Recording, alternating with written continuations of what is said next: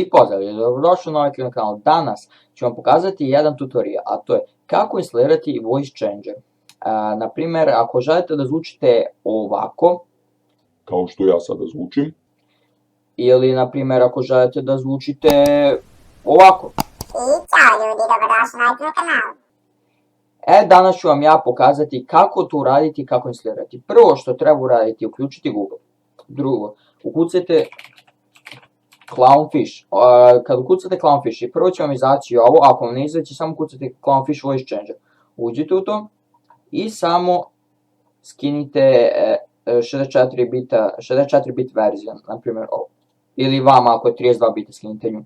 Znači kad je skinete, instalirajte. Sad, sljedeća stvar, kad je budete skinuli, ona će vam biti na pozadini. Evo, uključite je, dva klika na nju. I sad, ono što morate da znate, ako ovdje piše turn on, znači da je isključeno. Ako piše turn off, znači da je uključeno. I sad vi možete da kliknete ovo i ovdje će vam izaći da postavljate kako želite da zvučite. Naprimjer, želite da budete kao ovako. Ili možda želite da zvučite, pa ne znam sad, možete da podesite, idete custom i samo stavite na najviše.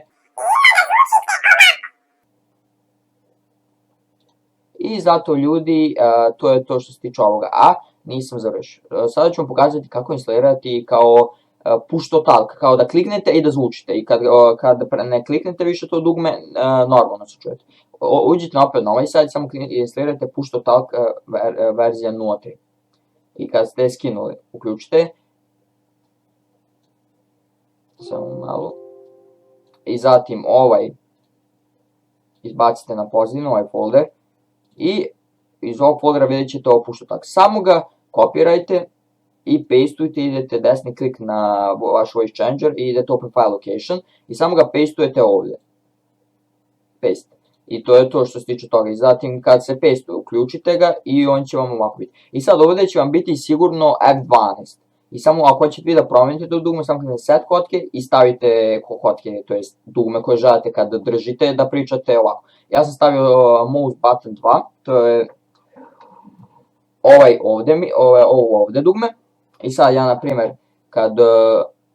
i ne isključite ovo jer ako isključite neće raditi. I sad ako ja na primjer hoću da zvučim nekako ovako, samo kliknem na primjer baby. I sad samo držim to dugme na mišu. I zvučim ovako. I kad ga pustim, zvučim normalno. Tako da ljudi, samo sam to htio da vam pokažem, tako da to bi bilo to od klipa, ja se nadam da ste uživali, ako jeste, lupite taj subscribe, lajkujte klip, ako vam se svidio, komentarišite šta da snimam, ako želite još tutoriale.